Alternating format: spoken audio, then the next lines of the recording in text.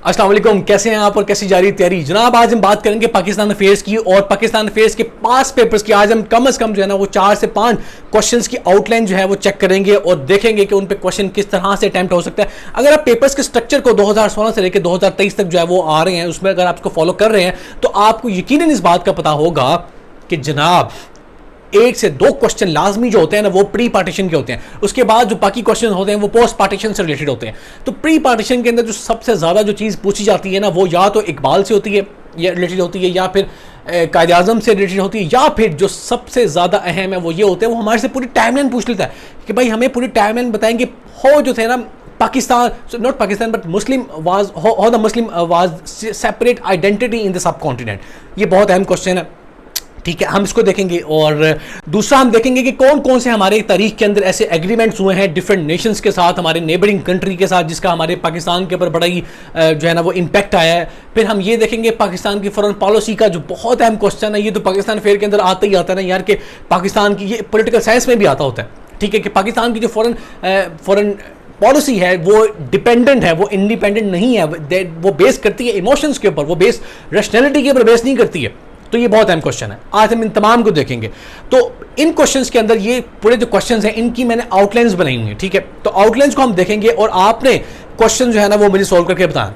अच्छा, यहाँ पे एक और बात आपको बताता चलूँ कि जो क्वेश्चन बच्चे सॉल्व करके भेज रहे हैं, तो यार मुझे सबसे ज़्यादा जो उसमें कॉमन मिस्टेक नज़र आ रही है ना वो है पेपर प्रेजेंटेशन की। भाई मैंने आपको कई दफ़ा कहा है, मैं जब लास्ट टाइम जब लाइव आया था इंस्टाग्राम पे तभी मैंने आपको ये बात कही थी कि अपनी पेपर प्रेजेंटेशन पे फोकस करो। और ये देखो यार, ये कुछ इस तरह के ना आप सर्कल जो है ना वो दराज से मंगा लें, ठीक है। ये सर्कल्स ये बहुत अहम, अभी आप देखेंगे ना मेरी पेपर प्रेजेंटेशन तो आपको अंदाजा हो जाएगा कि मैं सर्कल्स जो बनाता हूँ वो इतने अच्छे कैसे बनते हैं। तो भाई वो इन सर्कल्स के थ्रू बनते हैं। ये सर्कल्स मैं पेपर में भी लेके गया था और मुझे याद है कि मैंने पेपर में जाके सर्कल्स ड्रॉ किए थे, जिसकी वजह से अगर आपकी राइटिंग अच्छी नहीं, राइटिंग अगर आपकी मेरी जैसी है तो जनाब आप प्रेजेंटेशन अच्छी करें। पेपर जब उसके सामने ओपन होना उसे लगे यार कि कोई पेपर है, उसकी जो पहली निगाह है ना वो बड़ी अच्छी होनी चाहिए उसका। दूसरी बात, ये कुछ स्केल्स हैं, ये देखें मैं इन स्केल्स के अंदर सबसे ज़्यादा चीज़ इस्तेमाल करता हूँ ना वो ये है, ठीक है। इसका मैं इस्तेमाल करता हूँ। अगर मैंने किसी पर्सनालिटी का नाम लिखना है, किसी मैंने चीज़ को हाईलाइट करना है तो मैं इस वाले सर्कल का इस्तेमाल करता हूँ। उसके अलावा यहाँ पे ट्राइगन्स बने हैं, ठीक है, ये भी मैंने दराज से मंगाए थे, ये बहुत मुझे महंगे पड़े थे, कुछ चाइना से आए थे यार। ये 2 स्केल मुझे कम से कम 1100 रुपये के पड़े थे और मैं हैरान था कि इतने प्लास्टिक के हल्का सा अगर टूटते। बहरहाल जी जो ये वर्थ इट होते हैं यार, मैंने ये देखा कि वर्थफुल थे। मैं अब आता हूँ पेपर की तरफ। तो पास पेपर्स का एक सबसे अहम क्वेश्चन मेरे सामने इस वक्त मौजूद है, वो कहता है कि क्रिटिकली इवैल्यूएट करना है आपने evolution of Muslim separate identity in the सब कॉन्टिनेंट। अब इस क्वेश्चन को आप डिवाइड करें। देखिए उसने क्या आपसे पूछा, उसने कहा क्रिटिकली बताना है। अब बात उसने डिफाइन नहीं की, उसने आपसे डिस्क्रिप्शन नहीं पूछी, उसने आपसे एक्सप्लेनेशन नहीं पूछी, उसने कहा क्रिटिकली। क्रिटिक क्या होती है? क्रिटिक क्या होती है कि आपका पॉइंट ऑफ व्यू और है और जो तरीकदान है उनका पॉइंट ऑफ व्यू कुछ और है, मतलब डिफरेंट लोगों का पर्सपेक्टिव है ना, आपने उन सबका पर्सपेक्टिव रख के जहन में आपने बात करनी है। इसे बोलते हैं क्रिटिकल एवेल्यूएशन। तो उसने कहा क्रिटिकली जो है ना इवेल्युएट करें किस चीज़ को जनाब, के जो मुस्लिम्स की सेपरेट आइडेंटिटी थी, कहाँ पे जो एवोल्यूशन थी।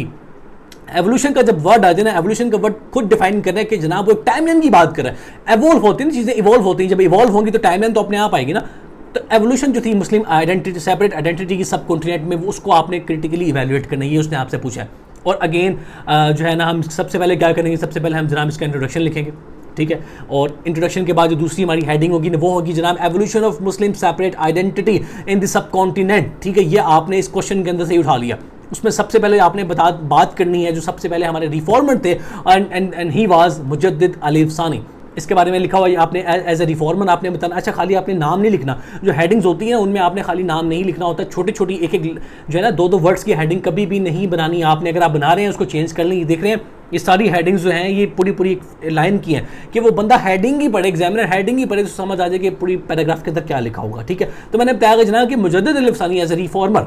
अब आप ये देखें, ये मैंने कुछ मुजद्दिद अली अफसानी के बारे में बात जो है ना वो बयान किया हुआ है। ये मतलब ये बहुत ज़्यादा ये पूरा क्वेश्चन अटैम्प्ट किया हुआ है, लेकिन इसमें से आपने जो है ना वो थोड़ी काम की चीज़ें वो निकाले नहीं, आपने बता दी कि जनाब उनकी जो है ना वो लाइफ की जो थी वो 1564 से लेकर 1624 तक थी और आपकी अर्ली लाइफ ये थी। आप ख्वाजा बाकी बिल्ला जो थे वो आपके उनके हाथ में आप बड़े आपने एक अमीर ख़ानदान की बेटी से शादी की और जो पैसा आपको मिला वो आपने सारा वो खुदा की राह में एक मदरसा कायम करके लगा दिया, ठीक है। आपकी रिलीजियस कंडीशन उस वक्त क्या थी, वो ये था कि Hinduism emerge, sorry not emerge but merge हो रहा था इस्लाम के साथ। तो मैंने बता दी कि अमेलगमेशन हो रही थी। और जैसे हज़रत मियाँ में जो थे वो इनाग्रेट किया था उन्होंने गोल्डन मंदिर ऑफ सिख का। अच्छा यार, जब आप फ़िलासफ़ी पढ़ेंगे, जब आप सूफीज़म को कभी आपका ज़िंदगी में मौका मिले ना पढ़ने का, तो आप ये चीज़ देखेंगे कि सूफी, स्पेशली इन पंजाबी, आपको ये चीज़ नज़र आएगी कि सूफीज़म में ना मतलब इसे मैं कहता हूँ तो कि ये इस्लाम की सब ब्रांच है, ठीक है। ये एक रिलीजन नहीं है, ये प्योर रिलीजन नहीं है। अगर मैं कहूँ ना कि जो सूफीज़म है ये इस्लाम है, नहीं भाई, ये इस्लाम नहीं है। इस्लाम की जो तालीमात है ना वो बिल्कुल मुख्तलिफ हैं, बिल्कुल मतलब 180 के एंगल पे तो नहीं मैं कहूँगा, लेकिन स्टिल जो सूफीज़म है ना वो बात करता है ह्यूमैनिटी की, ठीक है। और डेफिनेटली इस्लाम भी ये बात करता है, ह्यूमैनिटी ही की बात करता है। लेकिन आप देखेंगे सूफीज़म में ये है कि आप अपने आप को फना करके जो है ना वो दुनिया से अलहदा करके जो है ना वो खुदा की तलाश में जाओ। लेकिन इस्लाम ऐसी बात नहीं करता। हज़ूर सल्लल्लाहु अलैहि वसल्लम ने फरमाया कि दीन असल वही है जो आप दुनिया से भी कनेक्ट रहो और आप जो है ना वो दीन से भी कनेक्ट रहो। तो 50-50 आपने रख के चलना होता है। मैंने रवि का दर्स दिया में तो सूफीज़म जो है ना वो थोड़ा हट जाता है, थोड़ा सा मतलब एक्सट्रीम लेवल आ जाती है। तो हम ये देखेंगे अब जैसे यहाँ पे नाम आया हज़रत मियाँ मीर का, तो हज़रत मियाँ मीर की मेरे दिल में बहुत ज़्यादा इज्जत है, मतलब वलीउल्लाह ठहरे हैं। वो सिखों को भी प्रमोट करते थे, मतलब वो ह्यूमैनिटी की बात करते थे ना कि मिलजुल कर हो, ये इस तरह की वो बातें करते थे। तो ये बात हज़रत मुजद्दिद अली सनी थे ना, ये कुछ मतलब ये कंजर्वेटिव माइंड के बंदे थे। तो ये इस चीज़ को एक्सेप्ट नहीं कर रहे थे कि एक सूफी हो के, एक मुस्लिम हो के आप ये कैसे कर सकते हैं कि एक नॉन मुस्लिम के जो दरबार है आप उसको जो है वो प्रमोट कर रहे हैं। तो इस बात पे आपने जो है ना वो बात की थी। उसके बाद जनाब एक और कंडीशन क्या थी कि जो इग्नोरेंस ऑफ इस्लाम थी, पूर अंडरस्टैंडिंग ऑफ कुरान था, और उसके साथ जो है इन दोनों की वजह से क्या हो रहा था, इस्लाम वाज इन डेंजर। या तो एक नेगेशन था वहदत अल वजूद का, और कंसेप्ट ऑफ वहदत अल शहूद का जो कंसेप्ट है ना वो था। अब इन दोनों में मेन जो डिफरेंस है ना वो देख लेते हैं। तो जनाब वहदत अल वजूद क्या होता है, वो ये होता है कि अल्लाह इज़ एवरीवेयर। अल्लाह जो है वो उसने मैन को भी क्रिएट किया और मैन जो उसने वर्ल्ड को भी क्रिएट किया, and he is everywhere. This is वहदत अल वजूद, ठीक है। वजूद, उसका वजूद हर जगह है, अल्लाह इज़ एवरीवेयर। लेकिन वहदत अल शहूद क्या होता है, वहदत अल शहूद ये होता है, आप देखें, ये होता है कि अल्लाह ने कैलिफ बना के भेजा इंसान को, मैन को, ठीक है, अपना सर्वेंट बना के भेजा, और ये इस दुनिया में टेम्परेरी है। दिस इज कॉल्ड वहदत अल शहूद। इस पे बिलीव करते थे हज़रत मुजद्दिद अल-अफ़सानी, जबकि जो बाकी जो सूफीज़म थे वो वहदत अल वजूद की बात करते थे। जब आप पंजाबी पढ़ेंगे ना तो आप ये चीज़ देखेंगे कि हमारे तकरीबन तमाम सूफिया कराम वही थे जो वहदत अल वजूद की बात करते थे कि गॉड इज़ एवरीवेयर, वो मेरे में भी है, वो हर जगह में है। तो इसकी बात करते थे। जिस तरह हज़रत बाबा बुल्ले शाह जो हैं वो फरमाते हैं कि रांझा कर दी नी मैं आपे ही रांझा हुई, सदो नी मैनू दीदो रांझा हीर ना खो कोई, रांझा मैं रांझे विच होर ख्याल ना कोई, मैं नहीं ओ आप ही अपनी आप करे दिल जोई। तो आप देख रहे हैं कि वो कह रहे हैं कि गॉड मेरे में है और मैं ही गॉड हूँ। तो हज़रत मंजूर हलाल जो थे वो उनको फांसी पे भी इसीलिए चढ़ाया गया था कि वो भी वहदत अल वजूद की बात करते थे। मतलब वो इस हद तक पहुँच गए थे, वो कहते थे कि खुदा मेरे में है, so therefore I am the God. और जितने भी फिलोसफर्स हैं ना, फिलोसफी में भी ये चीज़ पढ़ेंगे कि वो भी इसी तरह के थिंकिंग करते हैं। तो मतलब कि हज़रत सुल्तान बाहू भी अगर आप देखें तो वो मतलब इस हद तक जो है ना वो वहदत अल वजूद के अंदर चले जाते हैं कि वो ईमान को बहुत पीछे छोड़ देते हैं। वो कहते हैं कि इश्क पहले है, ईमान बाद में है। इस्लाम में तो ऐसा बिल्कुल नहीं है। मतलब एक जगह पर उन्होंने लिखा ना कि ईमान सलामत हर कोई मंगे, इत इश्क सलामत कोई हो, मंगन ईमान शर्मावन इश्को, मेरे दिल नू गैरत होई हो, जिस मंजिल नू इश्क पहुंचाया ईमान नू खबर ना कोई हो, मेरा इश्क सलामत रखी बाहू, मेरे ईमान नू दइयां धुरी हो। तो आप देखेंगे ये किस हद तक जो है ना वो स्टेज पे पहुंच जाते हैं। पर हाँ, हम बात कर रहे हैं कि वहदत अल वजूद क्या होता है। तो जनाब कम टू द टॉपिक ये होता है कि सर्विसेज क्या थी हज़रत शेख अहमद की। तो वो ये था, आपने अपोजिशन की थी दीन इलाही की। दीन इलाही की आपको अच्छे से पता है वो क्या था जनाब, वो amalgamation of all the religions थी। उसमें हिंदुज़म था, इस्लाम था, बुद्धिज़्म था, क्रिश्चियनिटी था, ये दीन इलाही था। तो amalgamation of all the religion आपने अपोज किया था, अन इस्लामिक प्रैक्टिसेस को रिफॉर्म लाए थे। सूफीज़म के आपने वहदत अल शहूद को जो है ना वो प्रेजेंट किया था, उसको प्रमोट किया था। फिर आपने इस तरह तसव्वुफ की बात की और सपोर्ट किया, कुरान और सुन्नह को एम्फसाइज किया, इस्लामिक वैल्यू को प्रपोज किया, टू नेशन थ्योरी को। और आपने जहांगीर की कोर्ट में भी जो है ना वो लेटर लिखे थे। ठीक है, एक लेटर मैं आपको लिख के सुनाता हूँ। अगर आप ये क्वेश्चन तैयार भी कर रहे हैं, आपका यहाँ से क्वेश्चन भी तैयार हो जाएगा। तो आप ये लेटर का ये जो लेटर है ना, ये आपने लास्ट में लिखना है, बहुत अहम है। ये देखें, आपने लिखा जनाब, the non Muslims in India are without any hesitation are demolishing mosque and setting up temples in their place during इकाची। इकाची एक हिंदू फेस्टिवल है, हिंदू फास्ट, नॉट फेस्टिवल, हिंदू फास्ट है जो हिंदुओं का रोजा होता है। आपने लिखा जनाब, ड्यूरिंग इकाची we see that in Muslim towns no Muslim cooks and sells food, but in Ramzan Hindus openly prepare and sell food owing to the weakness of Islam। अब आप देखें मैंने यहाँ पे ड्यू टू का वर्ड क्यों नहीं इस्तेमाल किया। तो आप अपनी डिक्शनरी से ड्यू टू का वर्ड निकाल दें और आज से आपने वर्ड इस्तेमाल करना है owing to, ड्यू टू आपने डिक्शनरी से निकाल दें। तो जनाब आपने लिखा कि owing to the weakness of Islam nobody can interfere, Allah the ruler is one of us but we are so badly off. तो ये आपने लेटर लिखा, आपने ये लेटर लिखना। और जो थे ना प्रोफेसर अजीज़ अहमद, उन्होंने आपके बारे में बात की थी कि जनाब he was the pioneer of what modern Islam is today in subcontinent and he was self confident and conservative person. ठीक है, तो आपका लिटरेरी वर्क था, आपका लिटरेरी वर्क था असबाब नबुव्वत था, मार्फत दुनिया था, और आपने जो इन्फ्लुएंस किया इस्लाम के ऊपर वो क्या हमें नजर आता, नॉट इस्लाम के ऊपर but in the subcontinent, वो ये था कि इस्लाम प्योरीफाई हो गया, Muslim became well aware of true Islamic culture. ठीक है, आपने ये बहुत बड़ा ये तो पूरा क्वेश्चन मैंने आपको बता दिया ना, आपने पूरा क्वेश्चन तो डेफिनेटली इतनी छोटी सी बात पे तो नहीं लिखना, आपने इसमें से जो है ना वो थोड़ा थोड़ा एक एक पॉइंट निकाल के जो है ना वो लिखना है, लेकिन लिखना आपने तमाम चीज़ें, जब आप इस तरह के डायग्राम्स बनाएंगे ना तो आपके भाई पेज भी ऑक्यूपाई हो जाएंगे, और दूसरा आपकी जो चीज़ें हैं ना वो प्रेजेंटेशन भी अच्छी हो जाएगी। यार ये मैंने बहुत खुला बनाया क्योंकि ये नोट्स है मेरे, लेकिन जब मैं इसको बनाऊंगा ना तो मैं इसको थोड़ा सा ऊपर ले जाऊँगा, इतना भी खुला नहीं बनाना कि उसको लगे कि 2 लफ्ज़ इसने लिखे हैं और सारे पेज खाली छोड़ दिए, इतना भी नहीं होना चाहिए। ठीक है, अब वो बच्चा तो है नहीं है। अगली हेडिंग पे आते हैं जनाब। अगली हेडिंग मानी थी कि ये तो हमने लिखा मुजद्दिद अल-अफ़सानी का एज अ रिफॉर्मर रोल। अब हमने बताना कि शाह वली अल्लाह गेव यूनिटी अमंग मुस्लिम्स। मैंने खाली शाह वली अल्लाह नहीं लिखा, मैंने पूरी लाइन लिखी है, उसको बताया कि मैं अगली बात क्या करने लगा हूँ कि हज़रत शाह वली अल्लाह की वजह से मुसलमानों के अंदर यूनिटी आई। जनाब मैंने शाह वली अल्लाह के बारे में थोड़ा सा बताया कि आपके फादर जो थे वो उनका नाम था शाह अब्दुल रहीम, और आप 7 एज में आपने जो है वो कुरान के हाफिज़ बन गए थे। 15 की एज में जो है वो आपने फ़िक़्ह के अंदर और तफसीर के अंदर और हदीस के अंदर डिग्री हासिल कर ली थी। 17 में आपके फादर की जो थे ना वो इंतकाल फरमा गया, और आपने जो है ना वो मदरसा रहीमिया के अंदर जो है ना वो तालीम देना शुरू कर दी। और अब हमने बात करनी है कि उस वक्त कंडीशंस क्या थी मुस्लिम सोसाइटी की। उस वक्त में सबसे पहले ये था कि लो मोरल था सोसाइटी का, ठीक है, पुअर अंडरस्टैंडिंग ऑफ कुरान था, और सेक्टेरियन कॉन्फ्लिक्ट था, फिर इग्नोरेंस ऑफ इस्लाम था, और पॉलिटिकल डिसइंटीग्रेशन थी। ठीक है, अब इसके साथ पॉलिटिकल डिसइंटीग्रेशन के साथ साथ एक बहुत अहम चीज़ थी, और वो था सेक्टेरियन डिसइंटीग्रेशन। जनाब शिया वर्सेस सुन्नी, सूफी वर्सेस मुल्ला, हनफी वर्सेस बहाबी, ये एक बहुत बड़ी रिफ्ट थी। और इस तरह आपने बताना कि कंडीशन ऑफ मुस्लिम, मतलब ये मैंने एग्जांपल दी है, एग्जांपल तो नहीं दी, मतलब ये मैंने बताया कि आप इसको ऐसे भी बना सकते हैं, आप चाहें तो उसको ऐसे भी बना लें, और आई रिकमेंड यू कि आप ऐसे बनाएं, इस तरह ज़्यादा अच्छा लगता है। अच्छा, अपनी किताब जो है ना उन्होंने लिखी इन इस book a short history of revivalist मुस्लिम।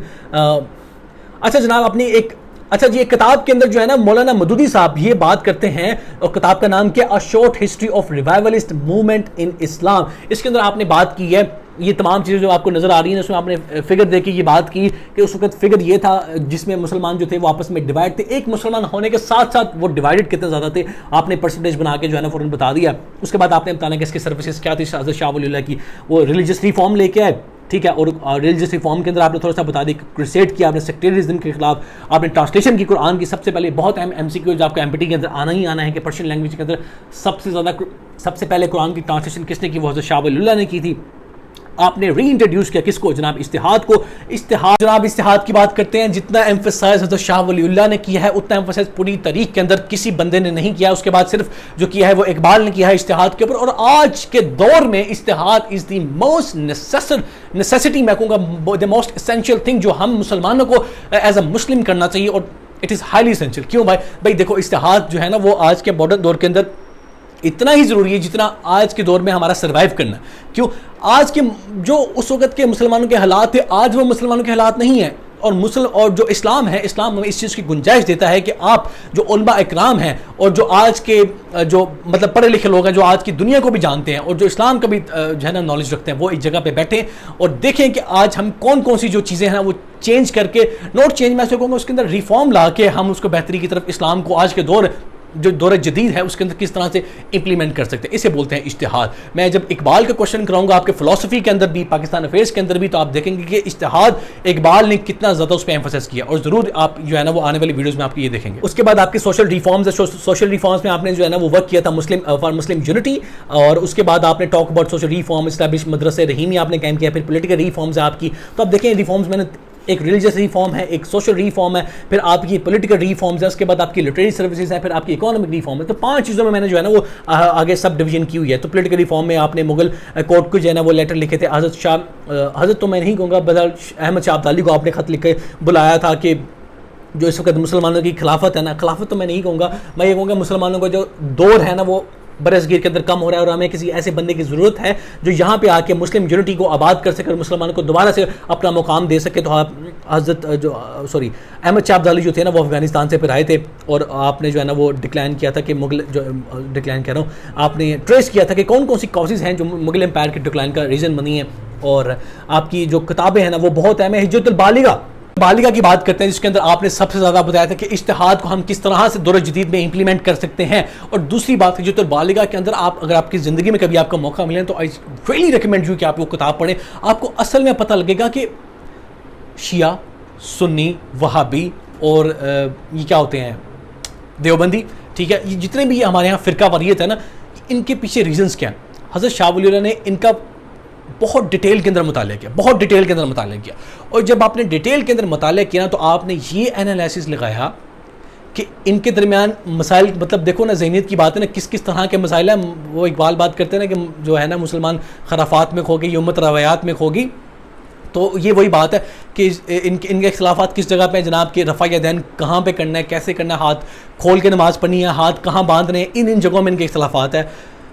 उफ माय गॉड, जो असल रिलीजन है वो बहुत पीछे रह गया। और किन किन बातों में आज हम बहस करते हैं, खीरा काटना, सुन्नत से खीरा काटने का तरीका, अल्लाह माफ़ी है यार, अल्लाह हमें हिदायत दे। अगर आप पढ़ लिख रहे हो यार तो अपने ख़ानदान वालों को, अपनी फैमिली वालों को, अपने रिश्तेदारों को, अपने जो आपके दोस्त यार हैं उन सबको बताया करो यार कि अब जो असल रिलीजन है ना वो क्या चीज़ है, ताकि अवेयरनेस आए। देखो यार, आप सीएसएस कर रहे हो ना भाई मेरे, आप सीएसएस में इतना ज़्यादा नॉलेज हासिल कर रहे हो, आप मेरी वीडियोस देखते हो, यकीनन आप उससे मोटिवेट होते होगे।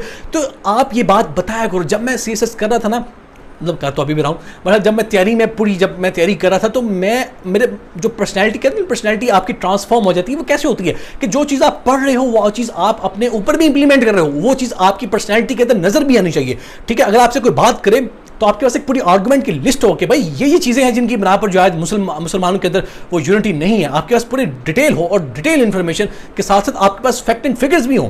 आपको पता हो कि किस रिफॉर्मर ने कौन सी किताब लिखी और किस किताब के अंदर उसने ये बात की है जिसकी वजह से जो हमें जो है ना उस पॉइंट तक हम पहुंच सकते हैं कि जनाब असल जो रिफ्ट है ना वो सुन्नियों के दरमियान, वहाबियों के दरमियान वो क्या है, वो ये है, ठीक है। तो ये आपकी, और दूसरा जो आप पढ़ें वो आपकी पर्सनैलिटी के अंदर नजर भी आए, ठीक है। इसे बोलते हैं सीएसएस को इंप्लीमेंट करना अपनी पर्सनैलिटी के अंदर। अच्छा जी, अब आपने शाह वली अल्लाह के बारे में बता दिया, अब आपने बताना है सैयद अहमद शहीद का रोल और जो किस तरह से उन्होंने जो है ना वो मुसलमानों के राइट को जो है ना वो सेफ गार्ड किया था। तो ये आपको अच्छे से पता है कि उन्होंने वो एक जंग लड़ी थी, जंग तो मैं नहीं कहूँगा उसे, मैं जहाद कहूँगा। आपने जहाद लड़ा था और सिखों के खिलाफ लड़ा, आपने अंग्रेजों के खिलाफ लड़ा और निकालने की कोशिश की। एट द एंड ये होता है, अनफॉर्चुनेटली सैयद अहमद शहीद के साथ एट द एंड ये होता है, कभी आपकी जिंदगी में बालाकोट जाने का आप यकीनन गए भी होंगे। अगर आप बालाकोट कभी गए हैं तो आप सैयद अहमद शहीद के मज़ार पे लाजमी जाइएगा। मैं गया था, मैंने दुआ मांगी, मतलब ऐसे लोगों के मज़ार पे जाना चाहिए यार, they deserve it, seriously they deserve it.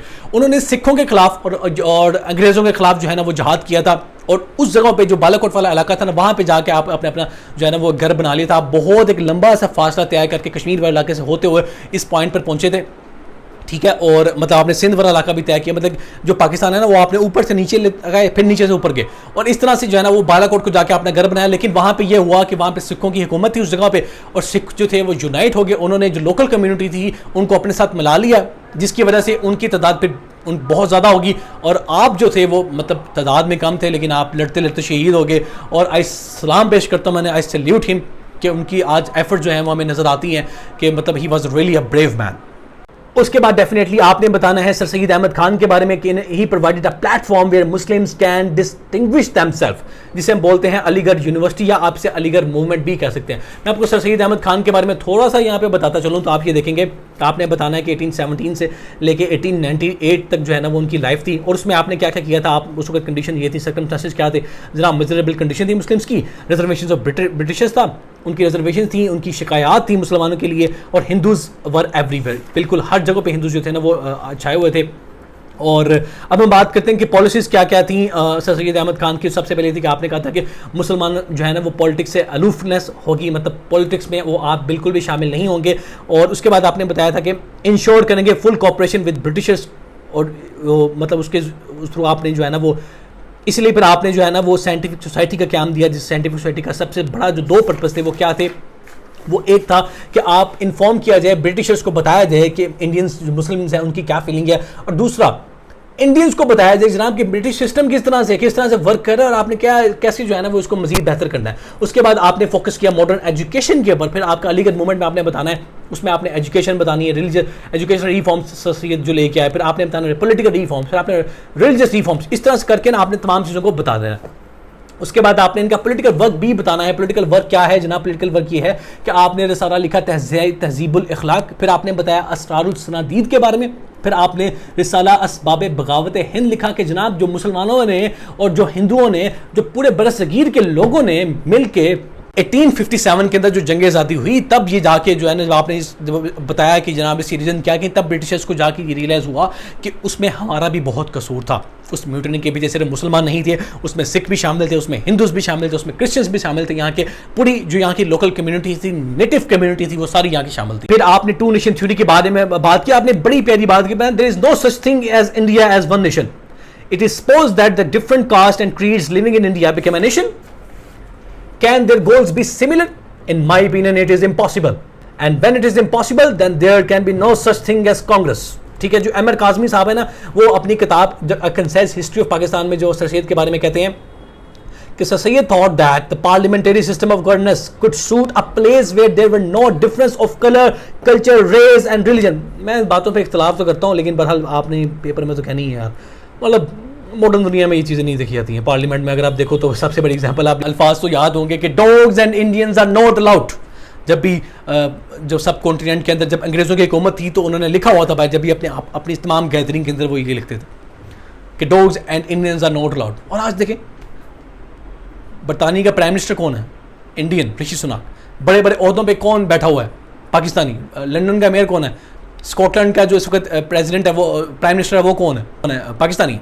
ठीक है, तो ये चीज़ें मतलब वहाँ पे भी भाई डिफरेंट क्रीड है, कलर है, रिलीजन है, हज़ारों इख्तलाफात हैं, लेकिन स्टिल वो पार्लियामेंट है तो वहाँ पे और हमारे से बहुत अच्छा गवर्न कर रहे हैं। तो बहरहाल आप इसके बारे में आप क्वेश्चन पे आए, अगर आप इन पर एक्सप्लेन करने लग जाएंगे, इन पे बहस करने लग जाएंगे ना, तो इसलिए जो है ना वो काम लंबा हो जाएगा। इसलिए मैं बच्चों को कहता हूँ यार कि आपने इंडो पाक हिस्ट्री को ऑप नहीं करना, क्योंकि इसमें ना बहुत ज़्यादा पॉइंट ऑफ व्यू है, इसमें बहुत ज़्यादा पॉइंट ऑफ व्यू है, और जहाँ पे पॉइंट ऑफ व्यू बहुत ज़्यादा आ जाते हैं ना, वहाँ पे मार्क्स मिलने के चांसेस बहुत ज़्यादा कम हो जाते हैं। देखिए सीएसएस में क्या होता है, एग्जामिनर जो है ना, अगर आपने जो पॉइंट ऑफ व्यू लिखा, अगर उसका पॉइंट ऑफ व्यू और आपका पॉइंट ऑफ व्यू आपस में मैच कर रहा है, वो कहेगा बिल्कुल इसने बिल्कुल ठीक बात की है, लेकिन अगर जहाँ पे इख्तलाफ आ गया, उसने कहना ये तो बात ही गलत की है उसने। तो इसलिए मैं कहता हूँ कि इंडो पाक हिस्ट्री भाई ओप ना करो, ये बहुत बड़ा रिस्क होता है, क्योंकि अपनी हिस्ट्री तकरीबन हर बंदे को ही पता होती है। तो आपने सर सैयद अहमद खान के बारे में बता दिया। अब आपने बताया कि जनाब के फाउंडेशन ऑफ मुस्लिम लीग होती है, मुस्लिम लीग के बारे में आपने बताया कि उसमें आपने पार्टीशन ऑफ बंगाल का हल्का सा जिक्र करना है, और साथ आपने बता देना कि जो मुस्लिम लीग का क़याम था वो किस तरह से आया था। ठीक है, और वो आपने बता के ना